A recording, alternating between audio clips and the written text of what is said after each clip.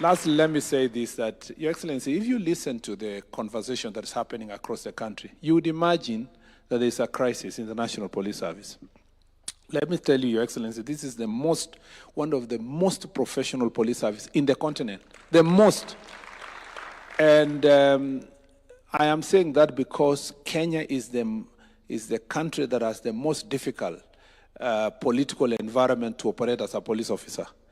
Political and constitutional. On one hand, the police are extremely constricted on what they can do and not do when it comes to managing public and making sure there is law and order. On the other hand, you have a population and particularly political leadership that is very belligerent in terms of supporting the work of the National Police Service and the police officers. So in this very difficult environment, the police are caught between a rock and a hard place. And in the circumstances, the police officers have made a decision whether they will side with their country or they will allow irresponsible political actors to spoil the country.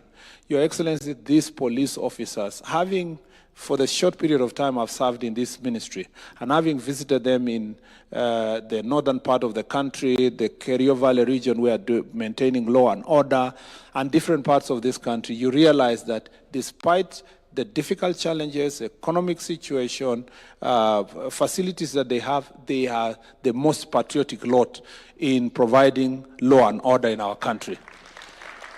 And Mr. President, if you hear the people who are speaking now about we want to come to the streets, we want to do mandamano and so forth, Your Excellency, you wonder what is the exact reason. You look at the reasons that have been provided. There have been situations where, unfortunately, in the course of this providing law and order, one or two unfortunate incidents have happened, and the law has been able to take its course. But you will find that despite that process, you will find people who are looking for every reason to come to street and to cause mayhem and to stop people's businesses. And then the police officers are sitting every day simulating how they will be able to stop these people. Your Excellency, the most unfortunate scenario happened last year at around this time on 25th of June. And in that situation, Parliament was invaded. I have spoken to ambassadors from other countries when they come visit, and I've said this. In UK, for example, if any person just tweeted or posted a post on any social media to say they will be visiting Buckingham Palace, or they will go to 10 Downing Street, or they will be going to Parliament, Your Excellency, nobody will wait for them to come to the street. They will be picked from their own houses, and they will be charged. I have lived and studied in the US. I have even attempted to visit White House because there are days they are allowed to visit. If a citizen of America, in any state, however far from the Washington, D.C. is, was to write in their social media that let us go and invade White House, Your Excellency, the Secret Service would pick them from their homes. It is only in Kenya where a citizen will say they will invade Parliament, they will invade the judiciary, they will visit State House, and they still walk scot-free, not charged, and even when they are taken to court, Your Excellency, they will be released on, and they are told you can just go home for free. Kenyans need to appreciate that it is important to have the discipline that these men and women have. It's important to protect your nation, and there is nothing so good than living in a country that is so peaceful that we can come here to celebrate a team that has won a cup like it has happened. And Your Excellency, we want to promise this, that these men and women will be supported from our ministry 100%, Your Excellency, to maintain law and order. And we have received a notice from some of the political actors who, Your Excellency, not just few months ago, they were standing where I'm standing.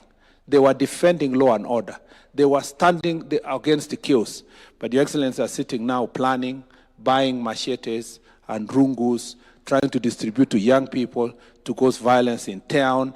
And they want us to sit here, fold our hands, and say that that is an Article 37 of our Constitution. Your Excellency, the national police and our police officer must be ruthless in dealing with such criminals, because we want this country to be a country of law and order, not a country of chaos, so that all of us can be able to thrive in this nation. Young people in this country don't deserve to be running battles in the streets. They deserve to be playing football like this young. These are their generation. These are their colleagues. We want to give them an opportunity to grow. It is not an opportunity to be used by political actors to cause violence. Lastly, I want to say, Your Excellency, in the ministry we are ready to meet the families of those who unfortunately, Your Excellency, suffered as a result, lost their children as a result of these political acts. Your Excellency, it doesn't matter what happened. From a human perspective, we are ready to meet their families, have a conversation with them, and see what else we can do to support them. Your Excellency, our doors are open. And I am sure even your door is open. And the door of the IG is open for us to meet with those families. We want to ask those political scavengers to keep off and allow those families to visit us and let us have a conversation with them to see how best we are going to help them to move forward. I thought I should raise this statement here because sports is supposed to unite this country, and our police have succeeded. They've just won the Premier League the other day. They don't deserve. Sorry, Excellency.